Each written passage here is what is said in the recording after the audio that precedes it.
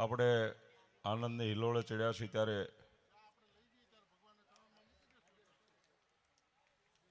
દ્વારકાધીશ તો એના ચરણમાં આપણે આવ્યા છીએ, પણ ગોપીનાથજી મારા સાથી હતા. પણ ગઢડાને મૂકવું હોય ને તો એબલ ખાચર બાપુના પરિવારની રજા લેવી પડતી સ્વામિનારાયણ ભગવાનને. એટલે આજે એના સાક્ષી રૂપે મહાભક્તરાજ દાદા ખાચરના વંશજ અને આજે કહીએ તો ગઢડાના ગામધણી ત્યારે હતા અને આજે ગઢડા ગામના નગરપતિ નગરપાલિકાના ભાઈ શ્રી કિશોરભાઈ ખાચર પધાર્યા છે. એમને જોરદાર તાળીઓના નાદથી વધાવીએ.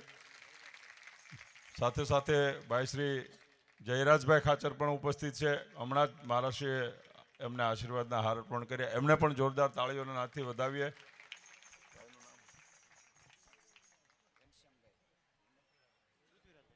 હા, સાથે સાથે અમારે પૃથ્વીરાજભાઈ ખાચર પણ ઉપસ્થિત છે. એવો શ્રી અત્રે આવશે, એમને લાલજી મહારાજે આશીર્વાદનો હાર અર્પણ કરશે. પૃથ્વીરાજભાઈને પણ જોરદાર તાળીઓના નાદથી વધાવીએ.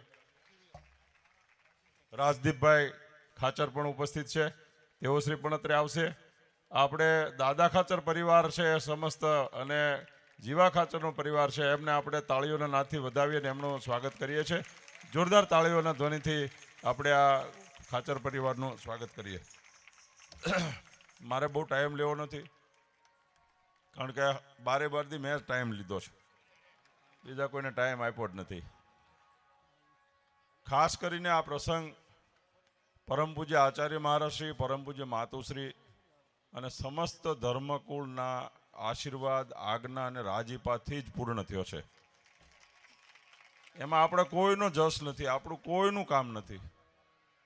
આપણે તો ઠાકોરજીની મજૂરી કરી છે.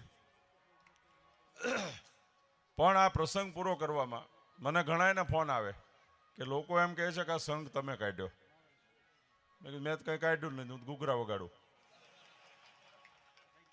આયોજક હોય એ હેઠા બે બાપુ, એને ઠેકાણું હોય. આપણે કંઈ કર્યું જ નથી. અને તમે જોયું ને, સવારમાં બધાને જગાડો ને સાંજે હુરાવી દો, એટલું જ કામ કર્યું. એ સેવામાં જેમણે હરિભક્તોએ કામ કર્યું છે, સંતોના બધાને નામ લેવાઈ ગયા. મારી સુરતથી આરંભીને પીપરલા, ભાંભણ, સલડી, તુરખા, સનાળી, હરિપુરા, નાના માછિયાળા અને નામી અનામી નાના મોટા ટ્રેક્ટરના ટાંકા પાણીના ટ્રેક્ટરો, નાના ટ્રેક્ટરો, આયસરો, કોઈની વાત જવા દો, હો વાહનો. અને એક પણ જગ્યાએ તમે મારા સુધી વાત નથી પહોંચવા દીધી કે આ તારવવા નથી દેતો, કે હલવા નથી દેતો, કે આગુ પાછું નથી કરવા દેતો. 12 દિવસ ઠાકોરજીની યાત્રા ભજન કરતા કરતા આવ્યા છે. દ્વારકાધીશના ચરણોમાં મારા યાત્રાનું ફળ સમર્પિત કરી અને તમારા બધાના સન્માન રૂપે કહું છું કે મને ભગવાનનો રાજીપો જેટલો મળ્યો હોય એ બહેનોથી આરંભીને તમામ સ્વયંસેવકોના સુખને માટે અર્પણ કરું છું. આજે આજ તમારું સ્વાગત સમજજો. તમને કોઈના સ્ટેજ ઉપર બોલાવી શકું, ન બોલાવી શકું, કોઈને હાર પહેરાવી શકું, ન પહેરાવી શકીએ. જેણે જેણે નાની મોટી સેવા કરી છે, આમાં તો એવી સેવા થઈ છે કે નાનામાં નાની જેને સેવા કહેવાય ને, સાફ કરવાની, બાથરૂમ સાફ કરવાની, ટોયલેટ સાફ કરવાની. લલિત કિશોર બાપુ આમાં એક માણસ મજૂર નથી. આ પ્રસંગમાં રસોઈ બનાવવાથી આરંભીને વાસણ સાફ કરવાથી આરંભીને કોઈ જગ્યાએ ક્યાંય બધા સહૃદયથી. એટલે હું હળવો થઈ જાઉં છું અને હળવા રહેવામાં મજા છે ભાઈ. મને તો ઠાકરના દર્શન થઈ ગયા છે. આજે મારો ઠાકર આવી ગયો અહીંયા હાજર, અને 5 કિલોમીટરે ઠાકરે દર્શન દઈ દીધા.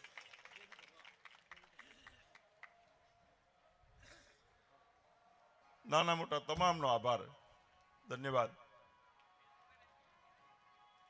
ધર્મકુળના ચરણોમાં અમારાથી કોઈ અવિવેક થયો હોય, કોઈ વાત આપણે સૂચના કરી હોય ને અમારાથી મનાણી ન હોય, અમારી જડતાને પણ માફ કરે એવી બધાની વિનંતી.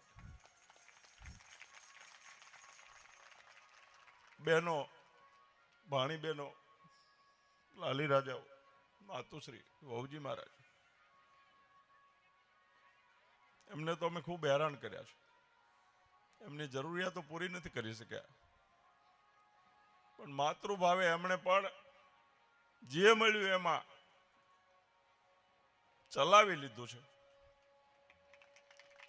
અને મેં જ્યારે પૂછ્યું ત્યારે એક જ વાત કરી છે કે અમે બહુ રાજી છીએ, અમે બહુ રાજી, કાંઈ ખામી નથી. મને ખબર હોય હું ખામી છું.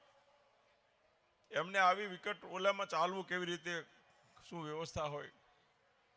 અને બે લાલજી મહારાજે અમને જીવ પૂરી દીધો છે, બે બાળલાલજી મહારાજે.